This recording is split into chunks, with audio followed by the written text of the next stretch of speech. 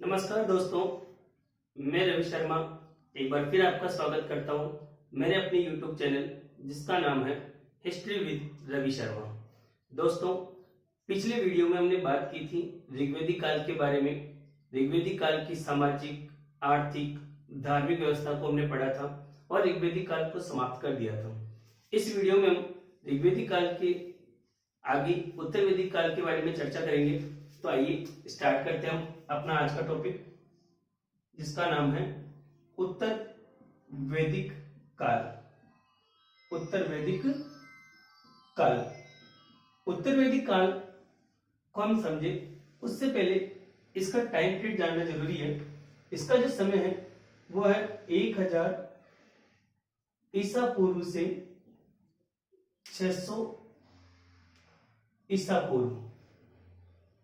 1000 ईसा पूर्व से 600 ईसा पूर्व। दोस्तों, ये उत्तर वैदिक काल है क्या? देखिए, भारत के इतिहास में जो 1000 ईसा पूर्व से लेकर 600 ईसा पूर्व तक की जो सामाजिक, भौगोलिक, राजनीतिक, आर्थिक और धार्मिक व्यवस्था के बारे में जो जानकारी प्राप्त करने के जो सोर्स है वो सोर्स उत्तर वैदिक काल कहलाता है। अब उत्तर वैदिक काल में सोर्स कौन कौन से आते हैं हमको ये भी पता होना चाहिए। तो उत्तर वैदिक काल से आज से हमारा है, देखो सिंपल सी चीज, इसको पढ़ते जाना और समझते जाना साथ साथ। उत्तर वैदिक काल से आज से क्या है कि तीनों वेद मतलब इसमें ऋग्वेद नहीं आएगा, क्योंकि ऋग्वेद सेपरेट एक सभ्यता के रूप में हमने पढ़ लिया था। तो यहाँ पे शेष तीनों वेद जैसे सामवेद, यजुर्वेद और अथर्ववेद, इसके अलावा ब्राह्मण ग्रंथ,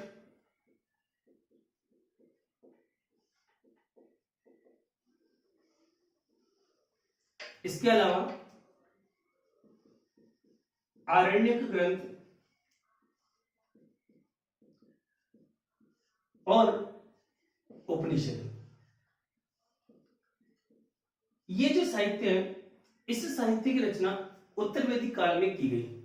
ठीक है, तो कभी कभी प्रश्न ये भी बन सकता है कि उत्तर वैदिक काल में निम्न में से किस साहित्य को शामिल नहीं किया जा सकता। दोस्तों, ये क्वेश्चन बहुत इजी होते हैं, लेकिन कई बार विद्यार्थी अपने अति विश्वास के कारण इन प्रश्नों को गलत कर देता है।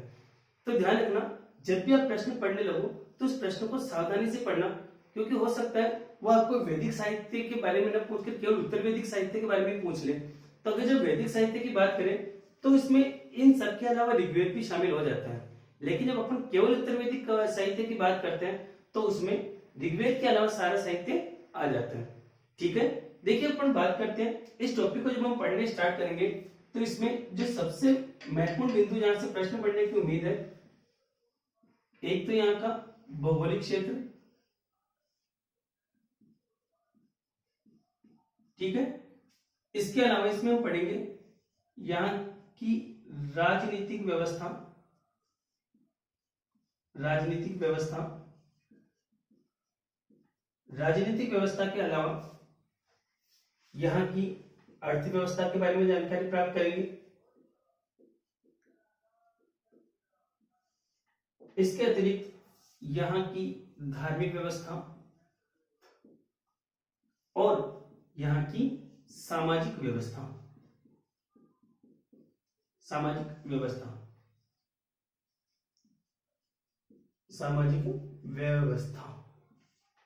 देखो दोस्तों, अपन जब बड़े एग्जाम की बात करते हैं तो बड़े एग्जाम में उत्तर वैदिक काल से काफी प्रश्न बनते हैं।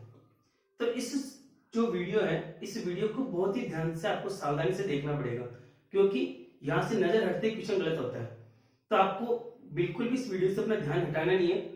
हम जब इस वीडियो में बात करेंगे तो आज हम केवल इसके भौगोलिक क्षेत्र और इसके राजनीतिक क्षेत्र और अर्थव्यवस्था के बारे में ही चर्चा करेंगे। सामाजिक व्यवस्था एक बड़ा टॉपिक है, इसको हम अगले वीडियो में सेपरेट रूप से लेंगे और धार्मिक व्यवस्था को भी हम अगली वीडियो में लेंगे। तो दोस्तों, स्टार्ट करते हैं भौगोलिक क्षेत्र से। तो ध्यान रखना, जब हम भौगोलिक क्षेत्र की बात करते हैं तो भौगोलिक क्षेत्र में मूल रूप से जो उत्तर वैदिक काल है, उस उत्तर वैदिक काल में आर्य की सीमाएं और अन्य कुछ भौगोलिक तत्वों के बारे में अपन बात करते हैं। तो भौगोलिक क्षेत्र में देखो सबसे पहले तो ये आता है कि इस उत्तर वैदिक काल में आर्यों का निवास कहाँ था। आर्यों का निवास, देखो आर्य के बारे में हमने बताया था आपको कि आर्य शब्द का अर्थ श्रेष्ठ होता है, कुलीन होता है, अभिजात होता है, स्वामी होता है ना। ऋग्वैदिक काल में जब अपन ने बात की थी तब मैंने बताया था कि जो आर्यों का निवास स्थान था भारत में वो सप्त सिंधु प्रदेश या पंजाब व उसके आसपास का क्षेत्र कहलाता था। लेकिन जब अपन उत्तर वैदिक काल की बात करें तो उत्तर वैदिक काल में आर्यों का जो प्रसार है वो पूर्वी भारत की तरफ देखने को अपने को मिलता है। ठीक है, पूर्वी भारत के अंदर देखने को मिलता है। यहाँ पे उत्तर वैदिक काल में जो आर्यों का निवास हो गया वो कौन सा हो गया, मध्य देश। मध्य देश। अब जिन विद्यार्थियों के दिमाग में गंगा यमुना दोआब क्षेत्र आ रहा था वो भी सही है, लेकिन कई बार मैं इस शब्द को पहले इसलिए लिखा है क्योंकि कई बार आपको ऑप्शन में वो गंगा यमुना दोआब क्षेत्र न देकर केवल मध्य देश भी दे सकता है।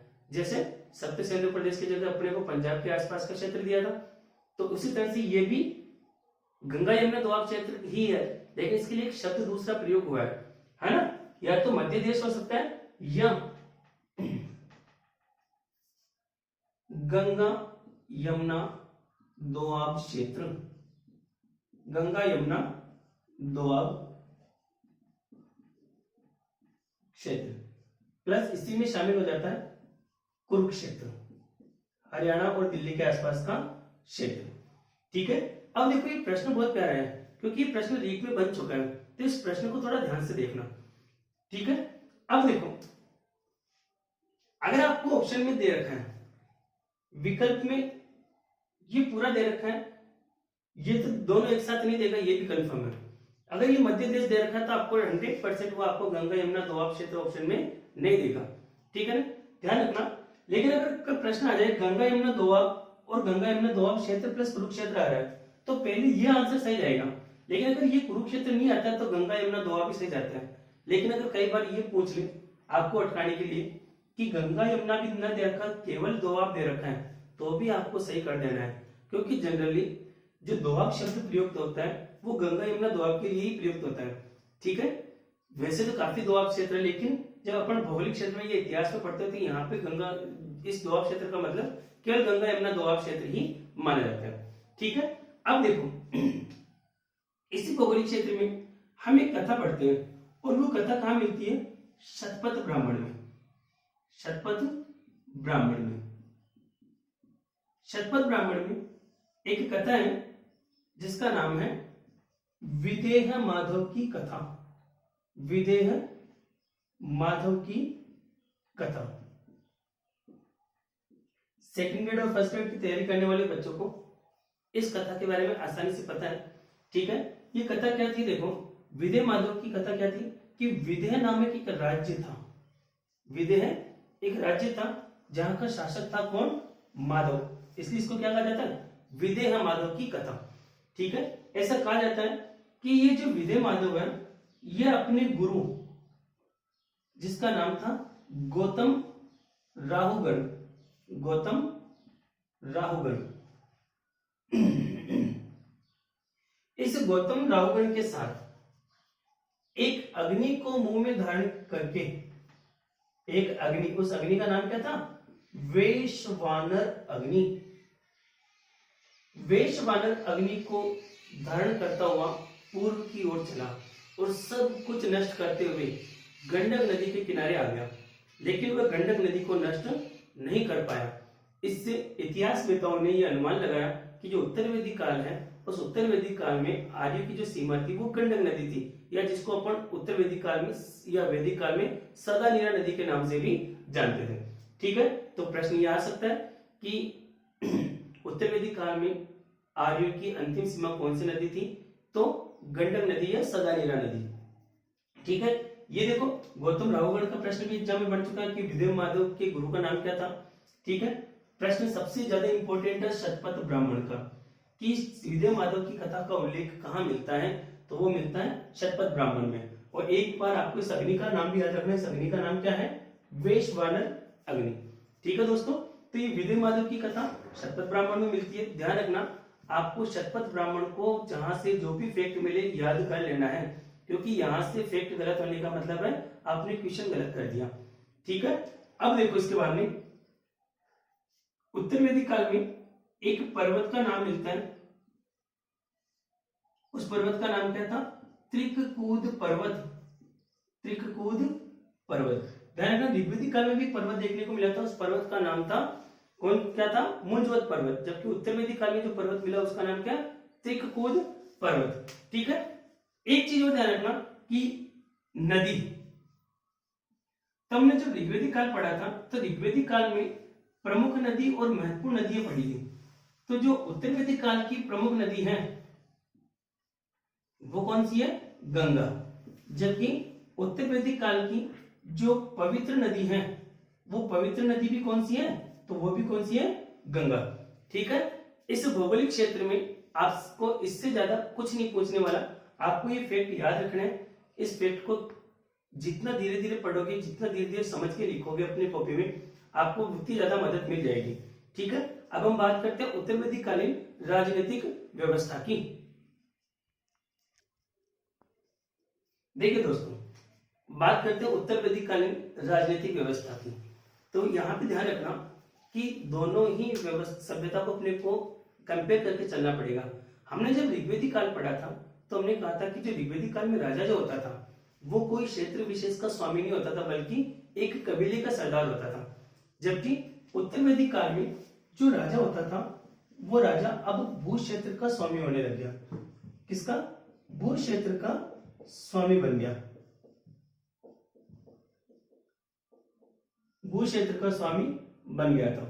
और देखो, जब हमने बात की थी सबसे बड़ी प्रशासनिक इकाई के बारे में, प्रशासनिक इकाई, जब प्रशासनिक इकाई के बारे में अपन बात करते हैं तो हमने ऋग्वेदिक काल में देखा था कि जो सर्वोच्च प्रशासनिक इकाई थी वो जन थी।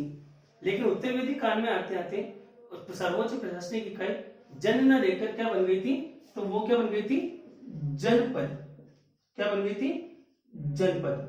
ठीक है, अब ध्यान रखना कि जो राजा ऋग्वेदिक काल में कबीले के सरदार के रूप में काम करता था या इधर उधर भटकते रहता था, उत्तर वैदिक काल में आते आते ये स्थायी रूप से बसने लग गया और बड़े भू क्षेत्र पे राज करने लग जाता है। ध्यान रखना, जहां पे ऋग्वेदिक काल में राजा को केवल कबीले के सरदार के रूप में देखा जाता था, वहां पे अब राजा बड़ी बड़ी उपाधियां धारण करने लग जाता है। ध्यान रखना, ऐसे ही कुछ उपाधियों के बारे में हम इस टॉपिक में भी पढ़ेंगे। ठीक है, लेकिन ध्यान रखना इस समय सभा व समिति, सभा व समिति ये दोनों ही संस्थाएं विद्यमान थी और ये क्या करती थी? राजा पर नियंत्रण का कार्य करती थी, राजा पर नियंत्रण का कार्य करती थी। लेकिन उत्तर वैदिक काल में आते आते विदत का जो है उल्लेख नहीं मिलता, या विदत नामक संस्था की अनुपस्थिति देखने को मिलती है। ठीक है, देखो भाई, जब राजा इस क्षेत्र में आते आते एक स्थायी क्षेत्र पर राज करने लग जाता है तो यहाँ पे एक ब्राह्मण पढ़ते हैं जिसका नाम है ऐत्रेय ब्राह्मण ग्रंथ। इस ऐत्रेय ब्राह्मण में राजा को देवी उत्पत्ति से जोड़ा गया है, या ये बोल सकते हैं कि राजा की देवी उत्पत्ति का सिद्धांत, राजा की देवी उत्पत्ति के सिद्धांत का वर्णन यहाँ पे देखने को मिलता है। और जब देवी उत्पत्ति होगी तो मान के चलो राजा कोई कबीले के सरदार की उपाधि तो धारण करेगा नहीं। ठीक है ना, और इसी ऐत्रेय ब्राह्मण में उत्तर वैदिक काल के राजाओं के लिए कुछ प्रमुख उपाधियों का उल्लेख किया गया है। वो उपाधियां क्या कैसी थी या कौन सी थी? तो ध्यान रखना, इन उपाधियों में क्षेत्र विशेष के हिसाब से उपाधियां होती थी कि जैसे उत्तर का जो राजा होता था, ये जैसे राजा है तो ये राजा जो ऐसा राजा जो पूर्वी भारत की तरफ राज करता था उसको क्या कहा जाता था? पश्चिमी भारत की तरफ या उत्तरी भारत की तरफ जो राजा होते थे उनको क्या कहा जाता था? पश्चिम भारत के राजा क्या कहलाते थे और दक्षिण भारत के राजा क्या कहलाते थे? तो ध्यान रखना, पूर्वी भारत का जो राजा होता था, पूर्वी क्षेत्र का जो शासक होता था उसको सम्राट कहा जाता था। क्या कहा जाता था? सम्राट। जबकि पश्चिमी क्षेत्र का जो राजा होता था उसको स्वैराट कहा जाता था। उत्तरी भारत का जो राजा था या उत्तरी क्षेत्र का जो शासक होता था वो विराट कहलाता था, जबकि दक्षिण भारत के जो शासक होते थे उनको भोज कहा जाता था। ठीक है, अब ये प्रश्न मिलाने के रूप में एग्जाम में आ सकता है कि पश्चिमी उत्तर वैदिक काल में पश्चिमी क्षेत्र के शासक क्या कहलाते थे, तो स्वराट। ध्यान रखना, उत्तरी क्षेत्र के राजा विराट कहलाते थे, पूर्वी क्षेत्र के सम्राट, दक्षिणी क्षेत्र के भोज और पश्चिमी क्षेत्र के स्वराट कहलाते थे। जबकि जो मध्य देश होता था, मध्य देश के शासक जो होते थे वो राजा ही कहलाते थे। ठीक है, लेकिन ऐसा कोई भी राजा जिसने इन संपूर्ण प्रदेशों को जीत लिया हो, मतलब जिसके सीमाओं में पूर्व, पश्चिम, उत्तर, दक्षिण और मध्य वाले सारे क्षेत्र आ जाते थे, वो राजा क्या कहलाता था, वो कहलाता था एक राट। क्या कहलाता था, एक राट। ठीक है, ध्यान रखना, उत्तर वैदिक काल में मूलतः जनतंत्र राजतंत्रात्मक प्रणाली ही पाई जाती थी, लेकिन कुछ एक जगह पे गणतंत्रात्मक व्यवस्था भी देखने को मिलते थे जिनको वैराज्य कहा जाता था। क्या कहा जाता था, वैराज्य। ऐसे राज्य जहां पे राजा राज नहीं करता हो, मतलब जहां का शासक या जहां का शासन जनता द्वारा चलाया जाता हो, वो क्या कहलाता है, वैराज्य कहलाता है।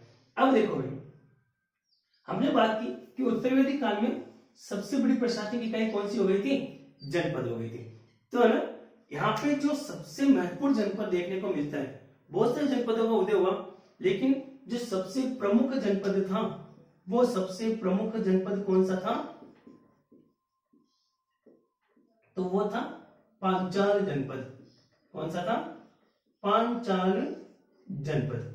ध्यान रखना, इस पांचाल जनपद से प्रश्न काफी बनते हैं। इस समय ध्यान रखना, महाजनपदों का उदय नहीं हुआ था, केवल जनपदों का उदय हुआ है। महाजनपद आपका एक सेपरेट टॉपिक है, जिसके बारे में हम अगले वाले टॉपिक को वीडियो में चर्चा करेंगे। तो इस शतपथ ब्राह्मण से या इस पांचाल जनपद से प्रश्न आता है कि देखो, वैसे यहाँ पे उत्तर वैदिक काल में बहुत सारे जनपद थे, लेकिन जो प्रमुख जनपद था वो कौन सा था, तो वो था पांचाल। कौन सा था, पांचाल जनपद। ठीक है, अब यहां से प्रश्न क्या बना था, देखो रीट में भी बन रखा है और सेकंड ग्रेड में भी बन रखा है कि प्रश्न था उत्तर वैदिक सभ्यता का, उत्तर वैदिक सभ्यता का सर्वश्रेष्ठ प्रतिनिधि, उत्तर वैदिक सभ्यता का सर्वश्रेष्ठ प्रतिनिधि किसे माना जाता है।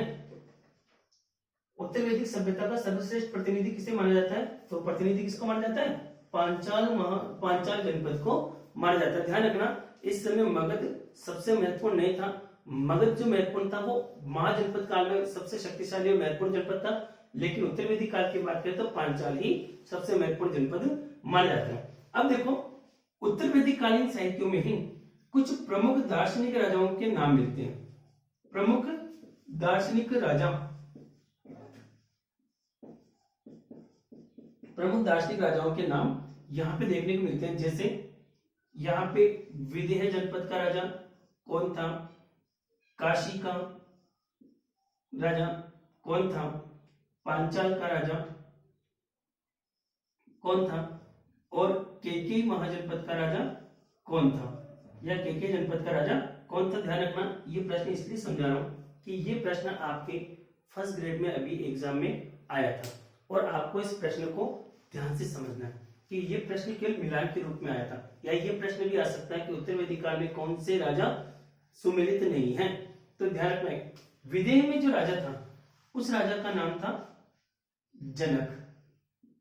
क्या नाम था, जनक, है ना। विदेह से क्या आता है, विदेही सीता के लिए आता है, और सीता को जानकी भी कहा जाता है। जानकी के पिता कौन थे, राजा जनक।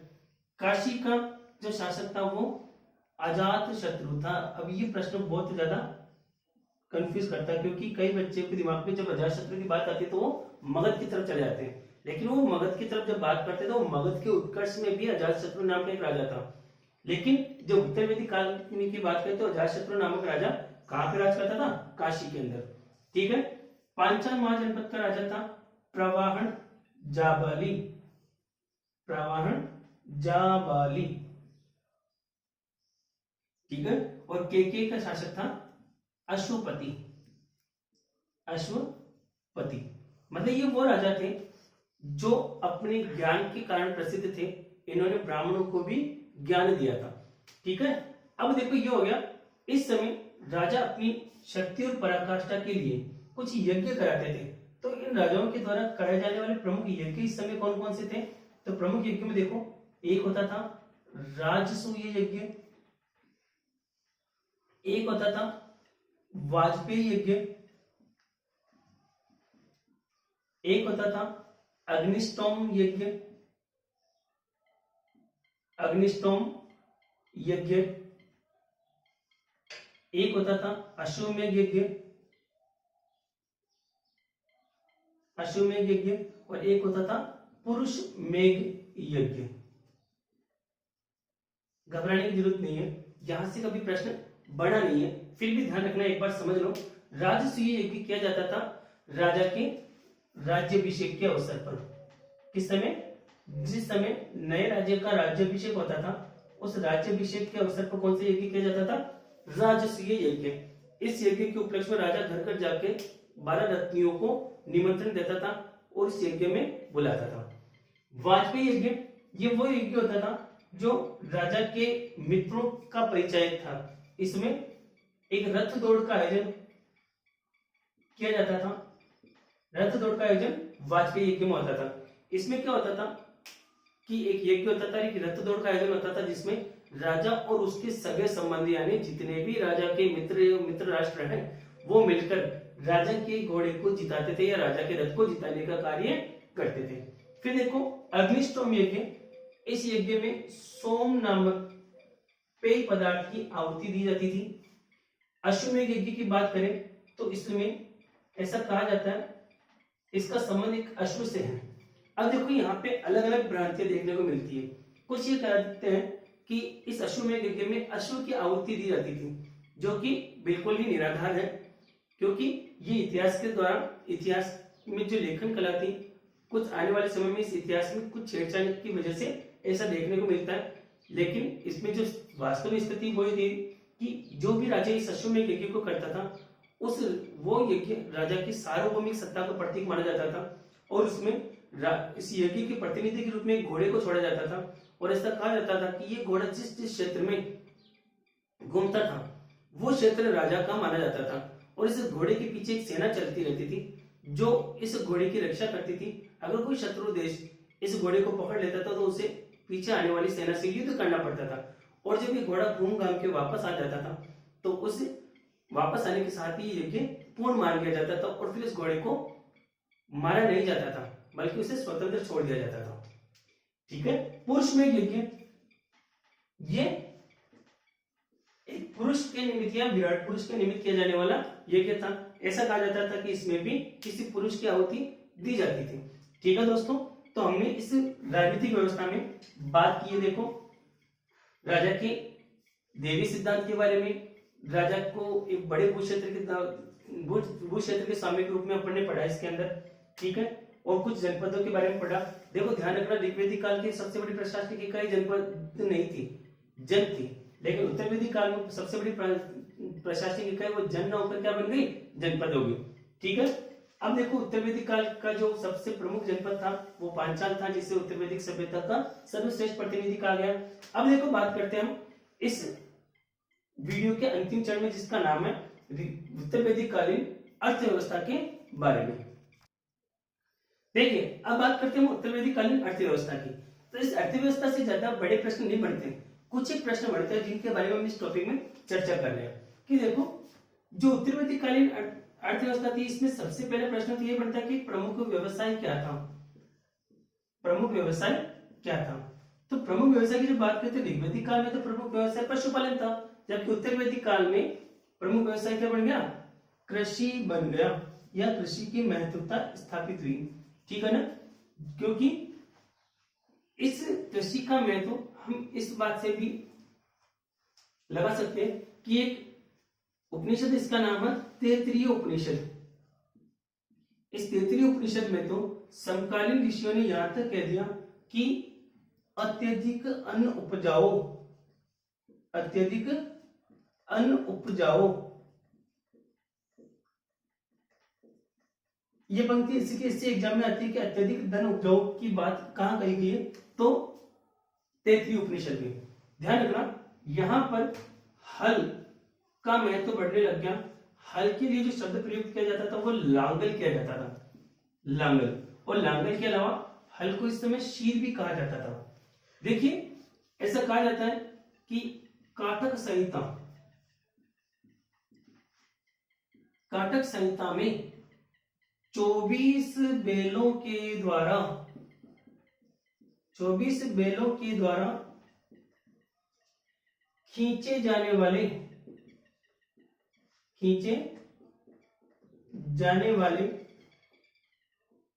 24 बैलों के द्वारा खींचे जाने वाले हल का उल्लेख है, हल का उल्लेख है। ध्यान रखना हमने देखो ऋग्वेदिक काल में पढ़ा था, जो ऋग्वेदिक काल की प्रमुख फसल थी ना वो कौन सी थी, तो वो थी यव।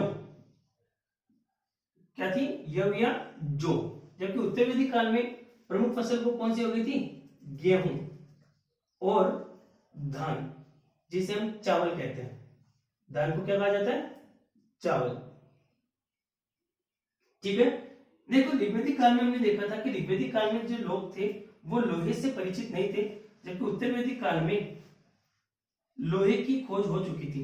और लोहे के लिए जो शब्द प्रयुक्त किया जाता था वो क्या था, कृष्ण अयस। क्या था, कृष्ण अयस नामक शब्द इसके लिए प्रयुक्त किया जाता था।